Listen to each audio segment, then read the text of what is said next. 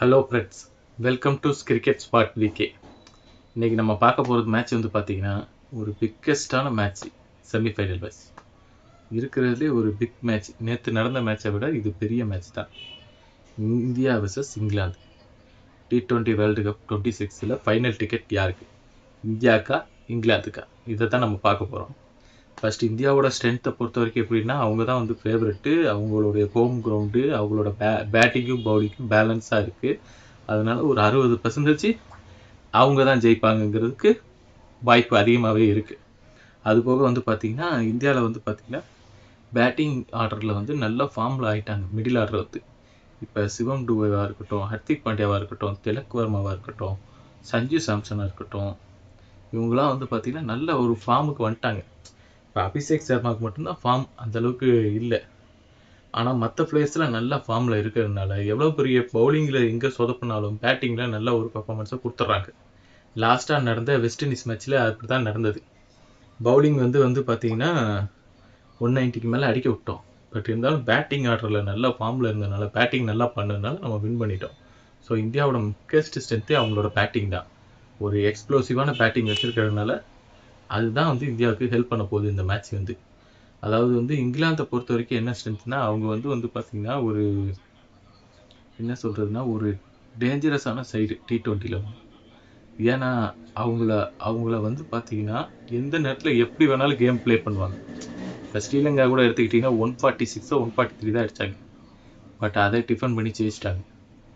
So இருக்கிற பிளேயரை வச்சு ஒரு வித்தியாசமான ஒரு ஸ்ட்ராட்டஜியோடு வச்சு வர்ற டீம் அவங்க வந்து.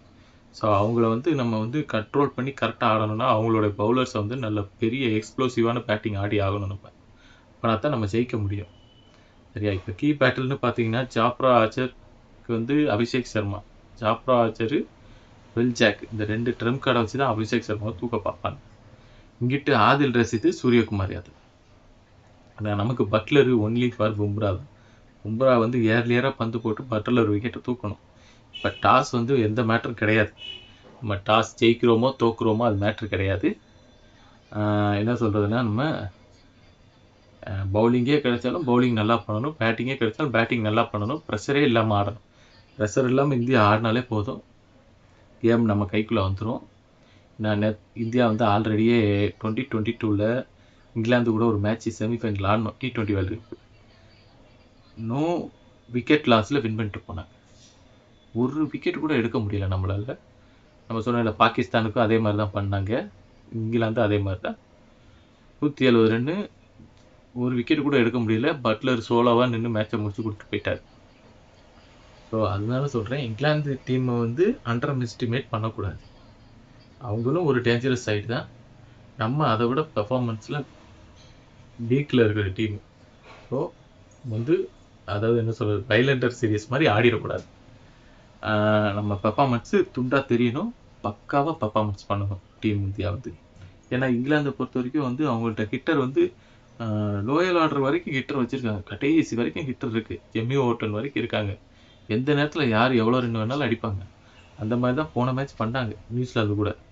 ஸோ அதனால வந்து நம்ம வந்து பார்த்து கவனமாக ஹேண்டில் பண்ணி ஆடினாலே போதும். மேட்ச் வந்து பார்த்திங்கன்னா பிச்சு வந்து ஹை ஸ்கோரிங் பிச்சு தான் சொல்கிறாங்க, பிச்சு ரிப்போர்ட்டை பொறுத்த வரைக்கும்.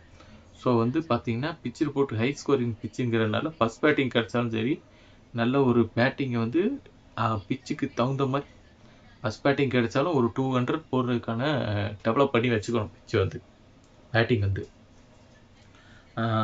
ஆமாம். அது போக வந்து பார்த்திங்கன்னா பவுலிங் யூனிட்டை பற்றி சொல்லணும்னா, இந்தியன் பிளேயர்ஸில் பவுலிங் வந்து வருண் சக்கரவர்த்தி வந்து கண்டிப்பாக இந்த கிரவுண்டில் நல்லா பண்ணி ஆகும். ஏன்னா செமி வந்துருச்சு, ஓவரில் 6 4 போனாலும் பிரச்சனை இல்லை. நீங்கள் வந்து பார்த்தீங்கன்னா அதாவது என்ன சொல்லுவாங்க, நிறைய வேரியேஷனை ஸ்டெம்ப் லைன்லேயே அட்டாக் பண்ணுங்கள், கண்டிப்பாக உங்களுக்கு விக்கெட் கிடைக்கும். ஏன்னா Jacob Bethell, Harry Brooks, Will Jacks, இவங்களாம் வந்து பார்த்திங்கன்னா ஸ்டெம்ப் லைன் பாலுக்கு வந்து 3-4 டாட் பால் ஆனாலும் 5வது பாலில் அக்ரெசிவாக போக ட்ரை பண்ணுவாங்க. அதை வந்து நீங்கள் கண்டிப்பாக விக்கெட் எடுத்துடலாம், விக்கெட்டாக மாற்றிடலாம். அக்சர் படேல் எக்ஸ்பென்சிவாக போகக்கூடாது. அதுதான். ஹர்திக் பாண்டியா ஒரு நல்ல ஸ்பெல் கொடுக்கணும். அசரப் சிங்க்கு இந்த கிரவுண்டில் IPL சூப்பராக பண்ணியிருக்காரு. இந்தியாவுக்கு அகேன்ஸ்டாகவும் நல்லா பண்ணியிருக்காரு, இந்தியாவுக்காகவும் பண்ணியிருக்காரு. ஸோ அதனால வந்து அசரப் சிங் இந்த கிரவுண்டில் சூப்பராக பண்ணணும் பெர்ஃபார்மன்ஸ். பும்ராவோட கோட்டை தான் மும்பை. அதில் பிரச்சனையும் இல்லை, பும்ரா நல்லா பண்ணிடுவாப்புல. இந்த பக்கம் வந்து பார்த்தீங்கன்னா இங்கிலாந்து வந்து ஆல்ரெடி ஒரு மேட்ச் நேபாளோட ஆடி பார்த்தாங்க. கொஞ்சம் பிசுறு தட்டுற மாதிரி இருந்து எப்படியோ ஜெயிச்சு வந்துட்டாங்க.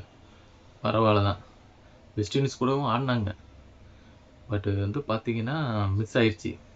இந்த கிரவுண்டை பற்றி கொஞ்சம் அனலைஸ் பண்ணி வச்சுருப்பாங்க, இந்த வேர்ல்டு கப்புக்கு எப்படி ரெடி பண்ணி தராங்கிறது. ஸோ அந்த பிளான் வந்து அவங்களுடைய பிளானோட தான் வருவாங்க. பட் நியூசிலாந்து மாதிரி சவுத் ஆப்பிரிக்கா வந்து நியூசிலாந்தை நினச்ச மாதிரி நம்ம அப்படி ஆடிடக்கூடாது. எல்லா இடத்துலையும் கவனமாக பக்காவாக கிரிக்கெட் ஆடினீங்கன்னா போதும், நம்ம தான் வேணும்.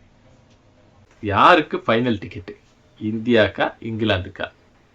நீங்கள் மறக்காமல் கமெண்ட் பண்ணுங்கள்.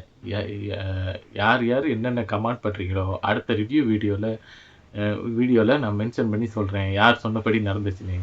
பிளேயர் ஆஃப் த மேட்ச் யார் வாங்குவா, யார் பெஸ்ட் பெர்ஃபார்மன்ஸை கொடுப்பாங்க, எல்லாமே கமெண்ட் பண்ணுங்கள். மறக்காமல் வீடியோ கீழே கமெண்ட் பண்ணுங்கள். அதுபோக லைக் அண்ட் சப்ஸ்கிரைப் மறக்காமல் பண்ணிடுங்க ஃப்ரெண்ட்ஸ்.